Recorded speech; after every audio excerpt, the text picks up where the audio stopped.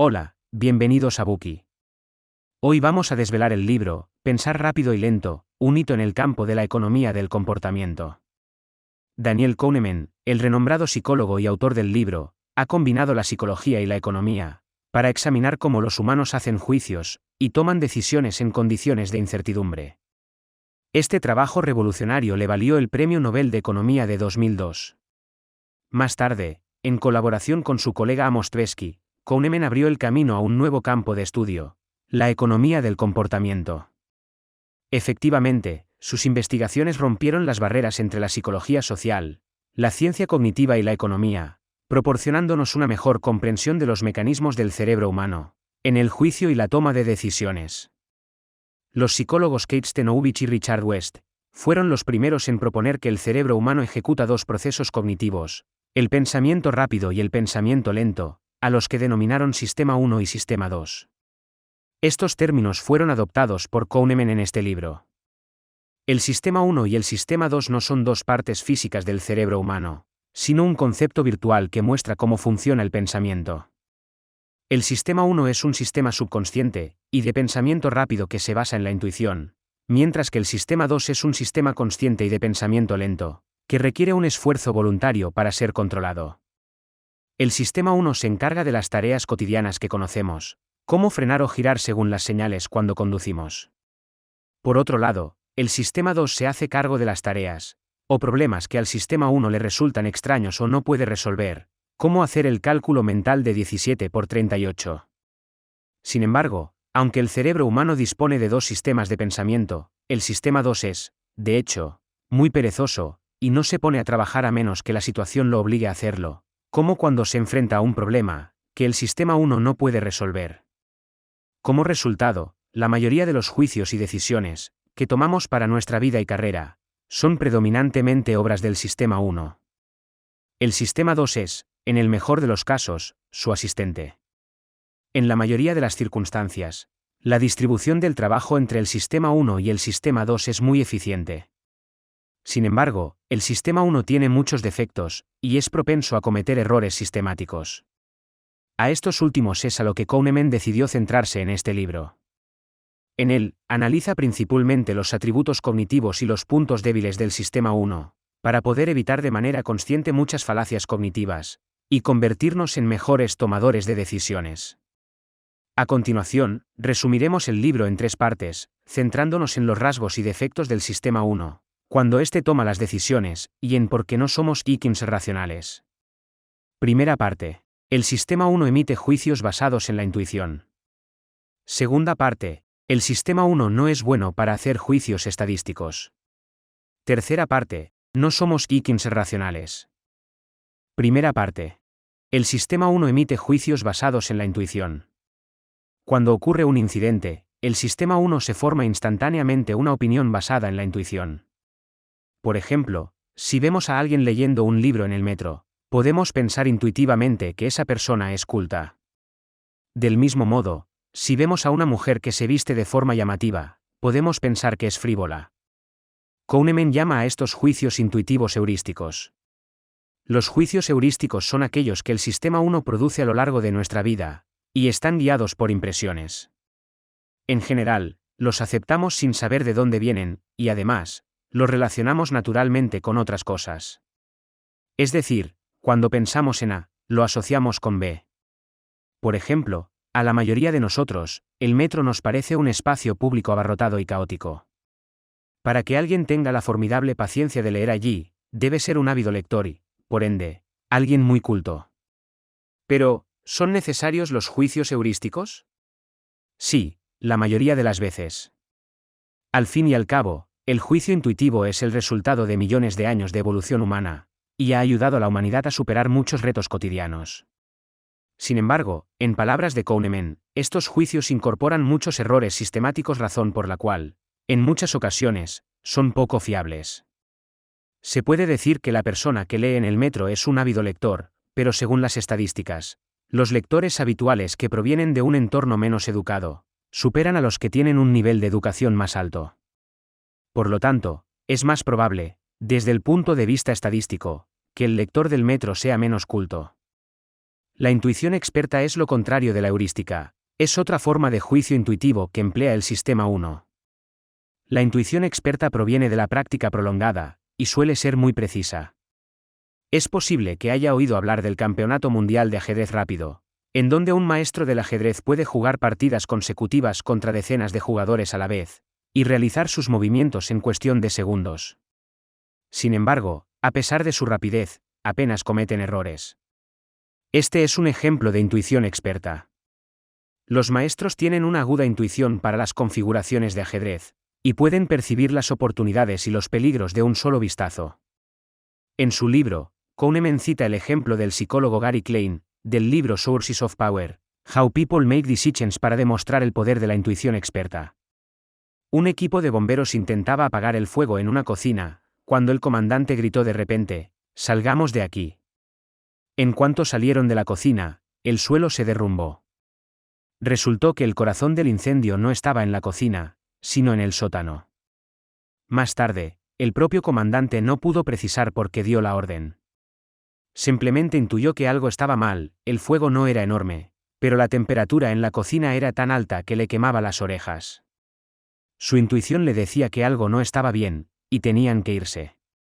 Las intuiciones de los expertos suelen ser muy acertadas, gracias a su enorme experiencia en una determinada profesión. Los años de práctica como bombero le había permitido al comandante intuir el peligro, sin saber exactamente qué era lo que ocurría. Cuando ni siquiera su experiencia pudo explicar lo ocurrido en la cocina, dio rápidamente la orden de evacuación, salvando a todos los miembros del equipo. Sin embargo, como la gente normal como nosotros está menos dotada de intuición experta, nuestro cerebro recurre a la heurística, pero hemos dicho anteriormente que esta suele venir acompañada de muchos errores sistemáticos. Esto se debe a que, a diferencia de la experiencia profesional que tienen los expertos, la heurística depende de la intuición, un mecanismo de supervivencia, que el sistema 1 hectárea ha adquirido en el largo proceso de la evolución humana. Para responder a un acontecimiento de forma eficaz, nuestro cerebro necesita dar sentido a la situación, y formarse un juicio en el menor tiempo posible. Esta rapidez mental podría haber salvado la vida en la antigüedad, pero el mecanismo de supervivencia, que ha pasado a las generaciones modernas a través de la selección natural, puede convertirse en un obstáculo para resolver problemas complejos en una era de explosión de la información. La dependencia del sistema 1 de la heurística se manifiesta de dos maneras: considerar solo lo que se ve, y recurrir a la memoria asociativa. Al emitir un juicio, el sistema 1 prioriza la información que está disponible visualmente. El cerebro humano es bueno para unir lo que ve o los simples hechos y pruebas que se le presentan en una historia completa. Por otro lado, la memoria asociativa se refiere a la extracción de experiencias e información relevantes de nuestra memoria. Aunque este tipo de extracciones suelen producirse por casualidad y son altamente aleatorias, así es como el sistema 1 obtiene los insumos para elaborar rápidamente una historia y formar un juicio. En otras palabras, el sistema 1 tiende a sacar conclusiones precipitadas, incluso cuando no hay pruebas que las respalden. Considere esta situación que plantea Kahneman. Si alguien te pregunta, ¿será Mindy una buena líder? Es inteligente y fuerte. Lo primero que se viene a la mente es la imagen de una empresaria astuta, que probablemente se ha graduado en una escuela de la Ivy League, y que le encantan los retos. Entonces, respondes, sí, será una buena líder. Sin embargo, existe la posibilidad de que te hayas precipitado al formarte un juicio. Y si la frase va seguida de, pero es corrupta y cruel, ¿no deberías revisar entonces la historia que acabas de inventar en tu cabeza? Lo que sucedió es que, debido a que el sistema 1 no es sensible a la cantidad de pruebas que posee, se formó en nuestro cerebro un juicio basado en solo dos adjetivos, inteligente y fuerte. De hecho, tampoco es sensible a la calidad de las pruebas. Efectivamente, no tenemos ninguna prueba real que apoye la afirmación de que Mindy es inteligente y fuerte, pero el sistema 1 descartó por completo la carencia cualitativa.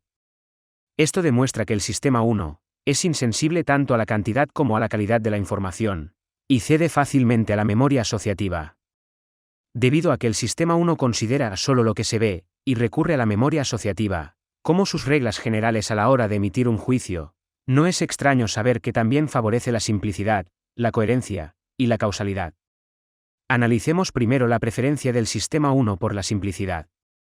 Para elaborar rápidamente una historia, el sistema 1 dará prioridad a la información fácilmente accesible. Este fenómeno se denomina heurística de disponibilidad. Por ejemplo, pensemos en la letra K. Es más probable que esta letra aparezca como primera letra en una palabra o como tercera. Muchos pueden responder como la primera letra, pero estadísticamente, la letra K aparece más a menudo como la tercera letra de una palabra. La ilusión, explica Kahneman, se debe principalmente a que nos resulta mucho más fácil recordar palabras que empiezan con K que palabras que tienen la misma letra en la tercera posición. Además de la heurística de la disponibilidad, la preferencia del sistema 1 por la simplicidad también se manifiesta a través de la sustitución. Es decir, ante una pregunta difícil, nuestro cerebro la sustituye por otra relacionada que sea más fácil de responder, sin darse cuenta de que ha hecho el cambio. Por ejemplo, Kahneman conocía a un inversor que estaba indeciso sobre si invertir en Ford Motor Company. Mientras que la pregunta ¿debo invertir en acciones de Ford? Sería difícil de contestar, responder «me gustan los coches de Ford» es mucho más simple. Tras asistir a un salón del automóvil, el inversor decidió que sí le gustaba la marca, y que invertiría en la empresa. Así, en lugar de considerar los factores que podrían afectar al valor de las acciones en el futuro, optó por hacerle caso a su instinto. A eso se le llama sustitución. Junto con la simplicidad, al sistema 1 también le gusta la coherencia. Cuando un acontecimiento evoca una idea en tu cerebro, esa idea lleva a muchas otras ideas, y el proceso se repite en una fracción de segundo. Cada parte y cada detalle de estos procesos están interrelacionados, y se apoyan mutuamente. En efecto, la coherencia es uno de los principales atributos del pensamiento complejo. Es especialmente evidente cuando observamos el efecto halo. Este se refiere a la tendencia cognitiva de los seres humanos a realizar pensamientos complejos.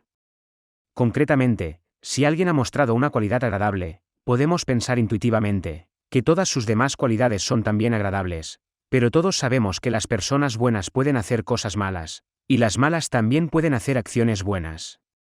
Sin embargo, al exagerar la consistencia de nuestra evaluación, el efecto halo presenta una falsa sensación de coherencia, para satisfacer nuestro cerebro. Asimismo, el sistema 1 también favorece la causalidad. En general, una historia se compone de un argumento simple y coherente, y de narraciones causales. También hace hincapié en la inevitabilidad, o la certeza de los acontecimientos. Por lo tanto, cuando uno escucha una historia, siempre anticipa una trama lógica, y una resolución definida. Veamos un escenario proporcionado en el libro. Después de pasar un día explorando hermosos lugares en las abarrotadas calles de Nueva York, Jane descubrió que su cartera había desaparecido. ¿Cómo crees que se le perdió? Muchos pueden sugerir que fue robada, aunque en la frase no menciona que lo fuera. Lo que sucede es que cuando se yuxtaponen las ideas de cartera perdida, Nueva York y calles abarrotadas, el cerebro une los fragmentos y llega a una historia sencilla: le robaron la cartera a Jane. Esto demuestra cómo el sistema 1 persigue la causalidad. La posibilidad de robo encaja perfectamente en el suceso de la pérdida de la cartera. Sin embargo, hay muchas posibilidades que pueden explicar que la cartera se haya perdido. Podría habérsele caído del bolsillo, o haberla dejado en algún sitio. Hasta aquí, llegamos con la primera parte del libro, donde aprendimos que el sistema 1 se basa tanto en la intuición, como en las reglas de considerar solo lo que se ve, y recurrir a la memoria asociativa, cuando debe emitir un juicio. Además, favorece la simplicidad, la coherencia y la causalidad. La ventaja de estos rasgos es que permiten al sistema 1 concebir multitud de ideas sin limitaciones. No obstante, estas ideas pueden incurrir en errores sistemáticos, y por tanto, las hacen menos confiables. Gracias por escuchar. Compruebe el enlace de abajo para desbloquear el contenido completo.